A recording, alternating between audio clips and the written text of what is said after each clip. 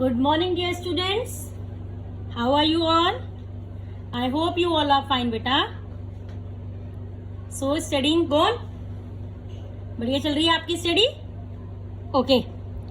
So बेटा in the last class we studied up to Russia became a one party state. यहाँ तक हम पढ़ चुके हैं. So now let's discuss from the civil war. Clear? The civil war. अब सबसे पहले ये समझो बेटा कि सिविल वॉर होती क्या है. सिविल वॉर इज बेसिकली जब एक पर्टिकुलर कंट्री के सिविलियंस, मतलब जो लोग उसके अंदर रहते हैं, उनके सिविलियंस एक दूसरे के साथ लड़ाई करने लग जाते हैं.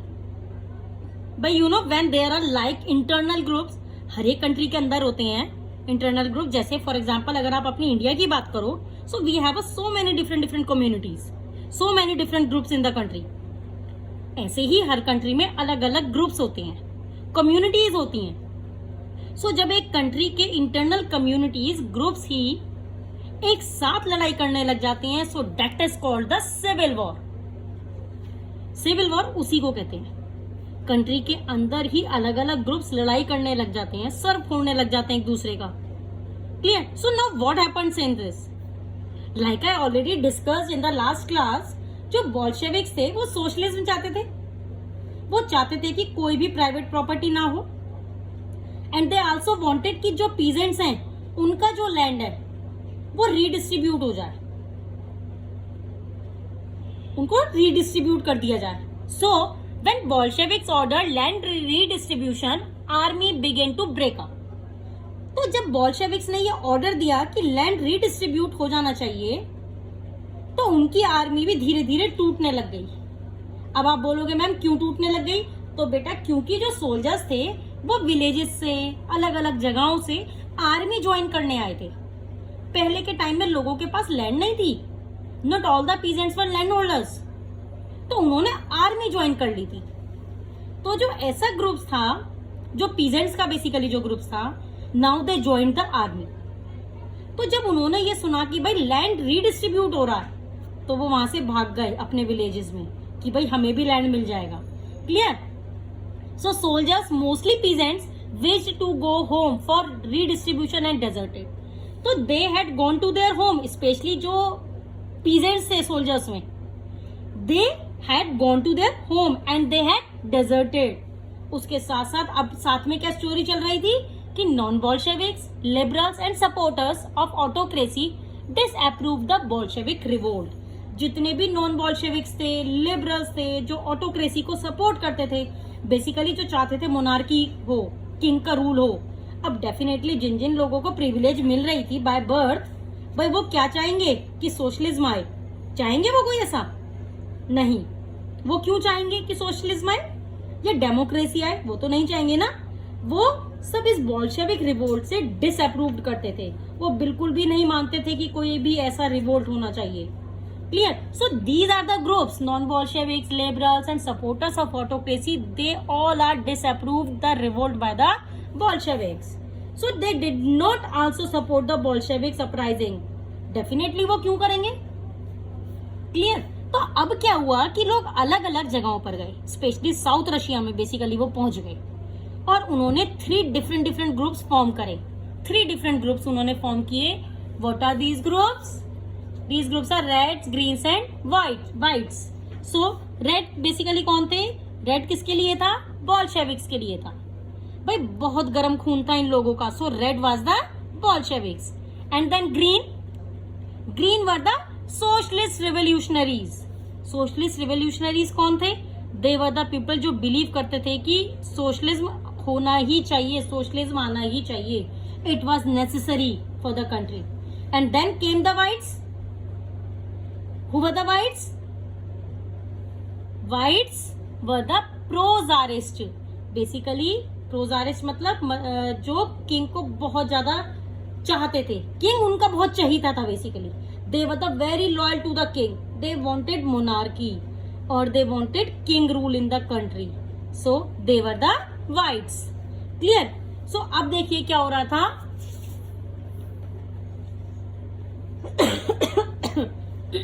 Sorry, south Russia organized. I already told you वो साउथ रशिया में पहुंच गए and they organize themselves into the groups. अब सारे ग्रुप्स के अपने अपने सपोर्टर्स थे ऐसा नहीं है कि किसी को कोई सपोर्ट नहीं करता था। डेफिनेटली जो अलग अलग कम्युनिटीज थी, उनकी बड़ी बड़ी अलग अलग उनके सपोर्टर्स थे, जो भी जिससे एग्री होता था वो उसको जाकर ज्वाइन कर लेता था। Clear? So now during the 1918 and 1919 Greens and Whites controlled most of the Russian empire. अब 1918 एंड 1919 में क्या हुआ बेटा? तब क्या चल रहा था? तब जो ग्रीन्स और व्हाइट्स थे ना, वो most of the Russian empire पे कर रहे थे पूरी तरीके से कंट्रोल, रूल कर रहे थे वहां पर बेसिकली। लेकिन धीरे धीरे वहां पर क्या हुआ, जब बाकी कंट्रीज ने भी ये चीज को देखा कि इन सोशलिस्ट की जो फीलिंग्स है वो बढ़ती जा रही है, रुकने का नाम ही नहीं ले रही, तो ऐसा ना हो कि हमारी कंट्री में भी इस चीज के ऊपर कोई इम्पैक्ट हो और हमारी कंट्री के जो लोग हैं, the peoples belonging to our nation, वो भी कल को भाई हाथ में डंडे लेकर खड़े ना हो जाएं कि हम तो तुम्हारा सर फोड़ देंगे। Clear? So supported by French, American, British, Japanese, all those who were worried at the growth of the socialism in Russia, so they did not want this, so they also supported these peoples, the French, the Americans, British, Japanese, क्योंकि ये सब डर रहे थे कि जिस pace से socialism Russia के अंदर ग्रो कर रहा था, they were afraid कि हमारी कंट्री के साथ में ना हो जाए ऐसा। उन्होंने भी उस चीज को सपोर्ट करा। Clear? So Bolsheviks, Reds basically fought a civil war. तो बेसिकली ना हर जगह पर, रशिया के हर जगह पर जहां पर सर उठाकर देखोगे ना, हर जगह पर वॉर चल रही थी, लड़ाइयां चल रही थी। कभी रेड्स और ग्रीन्स लड़ते थे, कभी ग्रीन्स और व्हाइट्स लड़ते थे, कभी ग्रीन्स और व्हाइट्स मिलकर रेड्स के अगेंस्ट लड़ते थे। बेसिकली हर जगह लड़ाइयां चल रही थी। This was basically the civil war. Looting, banditry and famine became common. तो सिविल वॉर के चलते ये सब चीजें तो कॉमन हो गई थी, लूटपाट होने लग गई, लोगों के घर लूटे जाने लगे, banditry, famine, all these became very very common. Now what is banditry बेटा? जो क्राइम था ना, the peoples who were committed the crime, जैसे मर्डर कर दिया, किसी पे बहुत गुस्सा आ गया तो उसको मतलब मार ही डाला, उसका मर्डर कर दिया, robbery, extortion, all these were increasing. And then सारे लोग तो लड़ाई में व्यस्त थे, everybody was busy in the war, और किसी चीज के बारे में तो सोच ही नहीं रहे थे कि भाई हम कर क्या रहे हैं, बस लड़ाइयां ही करते जा रहे हैं। तो डेफिनेटली फेमाइन भी आ गया, है ना? अब देखिए, फेमाइन आया, फूड ग्रेन्स की शॉर्टेज हो गई, खाने पीने के भी लाले पड़ गए थे, क्योंकि ये तो होना ही था। अब बेसिकली धीरे धीरे क्या हुआ, supporters of private property took harsh steps over peasants. जो प्राइवेट प्रॉपर्टी के सपोर्टर्स थे, the nobility peoples were owning the private property, and definitely there were other people also जो प्राइवेट प्रॉपर्टी को सपोर्ट करते थे। तो अब उनका क्या हुआ, उन्होंने बहुत हार्श स्टेप्स लेने शुरू कर दिए पीजेंट्स के ऊपर, क्योंकि पीजेंट्स ने ही तो उनका लैंड हड़प लिया था, राइट? तो ऐसी जब एक्टिविटीज हुई तो such actions led to loss of popular support for the non Bolsheviks. तो दैट लेड बेसिकली क्या हुआ, देखो, that led to the loss of popular support of the non Bolsheviks.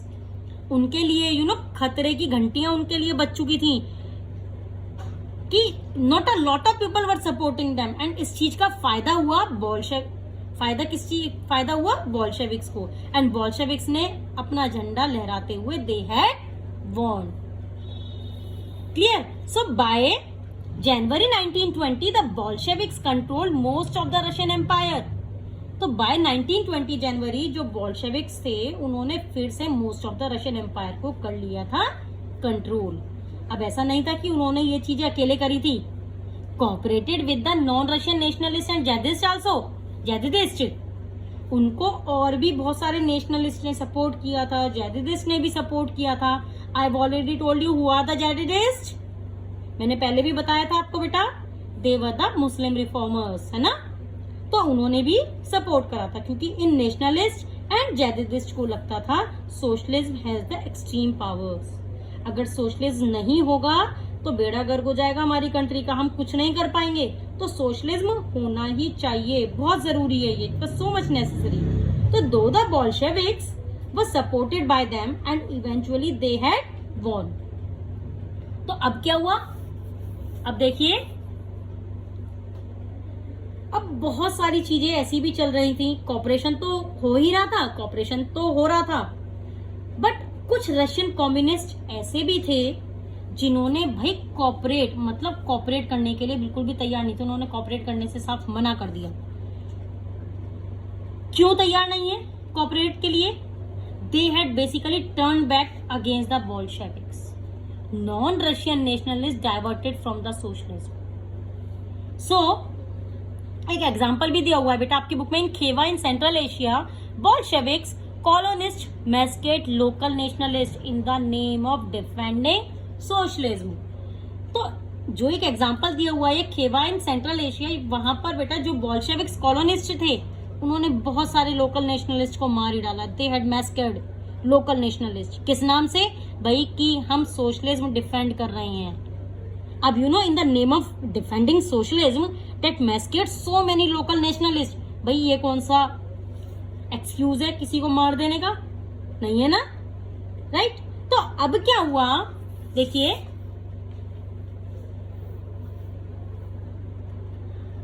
Non Russian nationalist were given political autonomy. जितने भी non Russian nationalist थे, nationalities थी, उनको political autonomy देनी। बेसिकली जो चीजें हो रही थी उनको पैसिफाई करने के लिए, उनको सबसाइड करने के लिए they were given to the political autonomy, they were given the rights to govern themselves.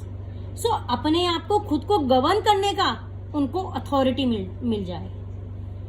And इसी दौरान क्या हुआ? Soviet Union USSR created in December 1922।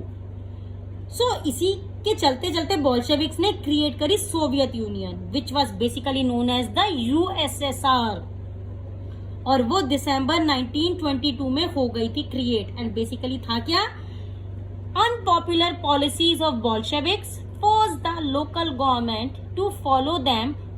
Basically harsh step discourage of nomadism. तो देखिए जितने भी अनपॉपुलर पॉलिसीज थी बोल्शेविक्स की, अब जो लोग थे, देखो बेटा हर चीज के पॉजिटिव और नेगेटिव पॉइंट्स होते हैं। आप किसी की मेंटेलिटी से आप 100% तो कभी भी सेटिस्फाई नहीं हो सकते।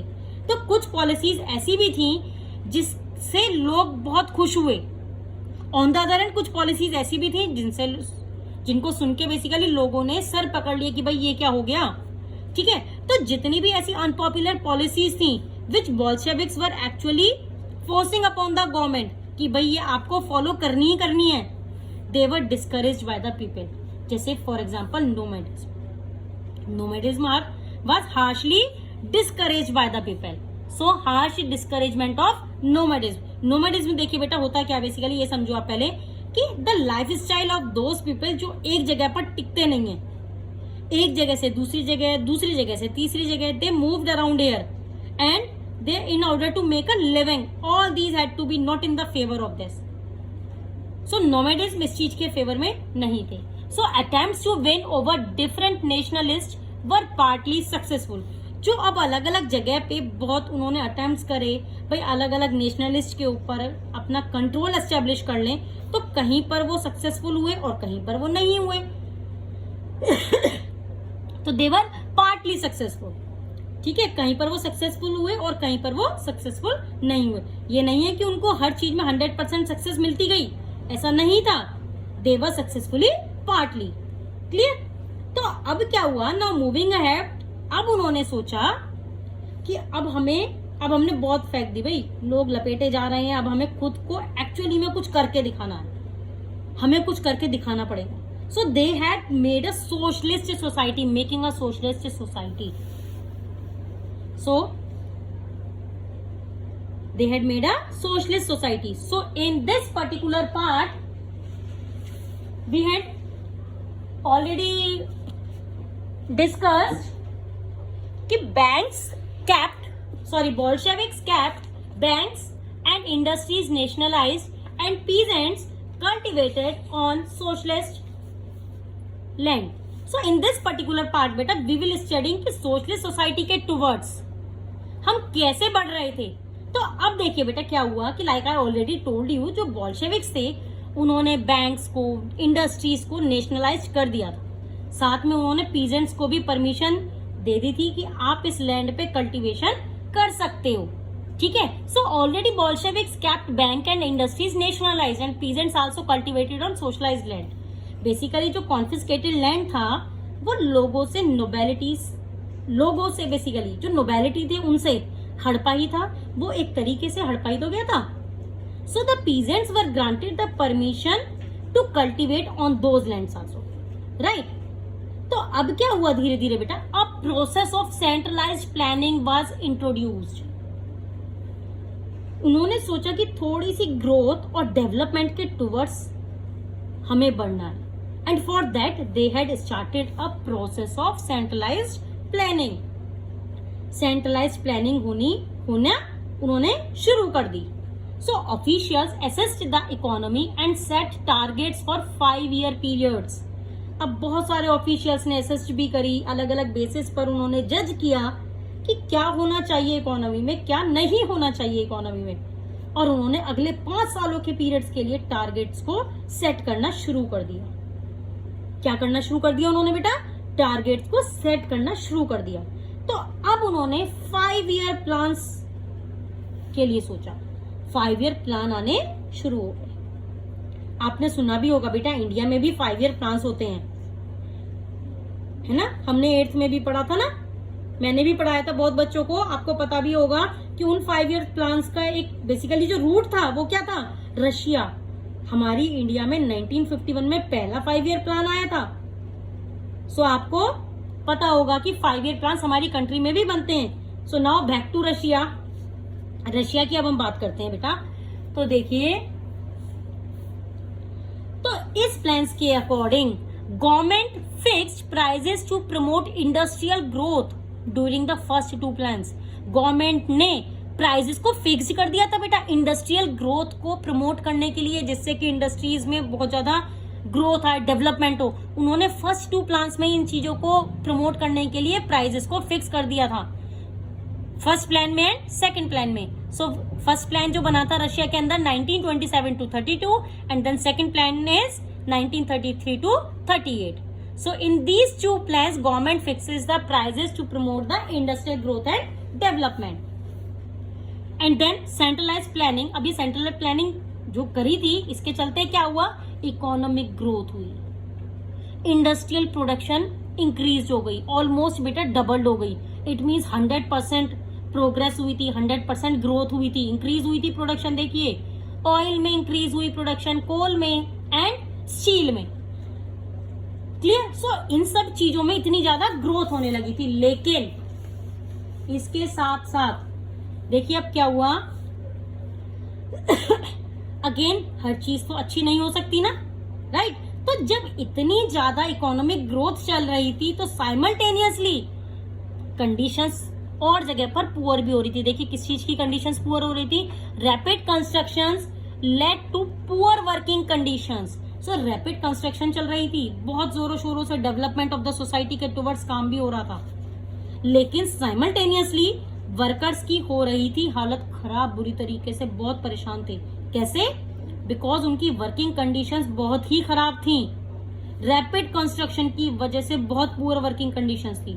यहाँ पे आपकी बुक में एक एग्जांपल भी दिया हुआ है. In the city of Magnitogorsk construction of a steel plant was achieved in 3 years. क्या हुआ था बेटा, यहाँ पर एक स्टील प्लांट उन्होंने कंस्ट्रक्ट कर लिया, बहुत सारे वर्कर्स ने स्टील प्लांट को कंस्ट्रक्ट कर लिया था in just 3 years. So now workers lived hard lives and as a result 550 workers dropped down in the first year alone. Workers की लाइफ बिल्कुल बेकार हो गई थी and workers were in such a poor condition कि क्या हुआ, 550 workers were dropped down in the first year alone. एक साल में ही 550 workers were dropped down. Clear? So अब क्या हुआ, अब देखिए बेटा, इंडस्ट्रियल प्रोडक्शन तो बढ़ती जा रही थी, इंडस्ट्रियल प्रोडक्शन इंक्रीज, ठीक है, वो बढ़ती जा रही थी, लेकिन क्या था, वर्कर्स की जो कंडीशंस थी वो बहुत ज्यादा खराब थी. जितने भी लिविंग क्वार्टर्स थे वर्कर्स को ना बेटा, उन्होंने ना लिविंग क्वार्टर्स, उनको लिविंग क्वार्टर्स दिए हुए थे, बेसिकली छोटे छोटे क्वार्टर्स. तो क्या हुआ, विंटर टाइम चल रहा था, रशिया के अंदर बहुत ठंड पड़ती है, -40 डिग्री सेल्सियस टेम्परेचर. अब ऐसे टाइम में भी जब लोगों को वॉशरूम जाना होता था, they had to use the toilets. तो उनको लिटरली 4th फ्लोर से नीचे जाना पड़ता था। पहले उनको 4th फ्लोर से नीचे आना पड़ता था, रोड क्रॉस करनी पड़ती थी, and then they had gone to the washroom. कुछ अच्छी चीजें भी हो रही थी साइमल्टेनियसली, जैसे कि अभी हमने फर्स्ट पॉइंट में ये देखा, इंडस्ट्रियल प्रोडक्शन इंक्रीज हो रही थी, डेफिनेटली इंक्रीज हो रही थी, इकोनॉमिक ग्रोथ चल रही थी, है ना। स्कूलिंग सिस्टम हमारा क्या हो रहा था, डेवलप्ड हो रहा था। स्कूलिंग सिस्टम भी बहुत अच्छे से डेवलप्ड हो गई थी, धीरे धीरे डेवलपमेंट्स हो रही थी बढ़िया तरीके से। एंड जो फैक्ट्री वर्कर्स थे, जो पीजेंट्स थे, उनको भी परमिशन मिल गई थी to enter the universities. Clear. So schooling system तो डेवलप्ड हो ही गए थे, factory workers and peasants also to permit to enter the universities. Clear. Creches for children और वुमेन वर्कर्स, मतलब ट्रेंचेस बन गए थे बच्चों के लिए। क्रेंचेस क्या होता है बेटा, जैसे आपका डे केयर टाइप होता है ना, तो जितने भी वर्किंग वुमेन थी, they could actually leave their childrens there.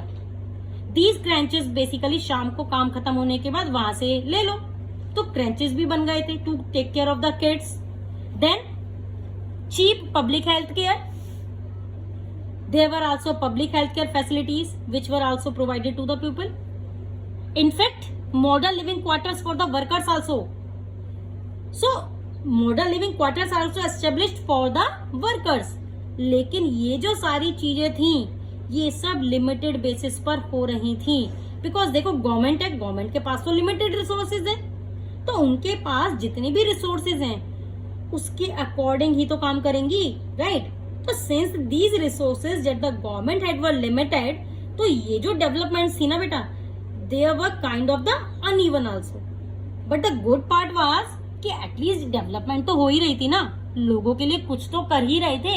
ये जो अभी हमने देखा, ये डेवलपमेंट से तो देखी है, राइट। तो इतनी सारी ये सब चीजें हो रही थी, बट ये क्या थी, ये अनइवन थी। These are basically the kinds of uneven. So that's all for today बेटा। नेक्स्ट हम इसके बाद पढ़ेंगे स्टैलिनिज्म एंड कलेक्टिवाइजेशन, हम स्टार्ट करेंगे। सो वो भी हम जानेंगे कि वो बेसिकली है क्या चीजें, लेकिन आप यहाँ तक बेटा अच्छे से चैप्टर को पढ़ो, और ये वीडियोस को आप बार बार ही सुनो जब तक आपको समझ में नहीं आती, and you just mark down where you have any doubt.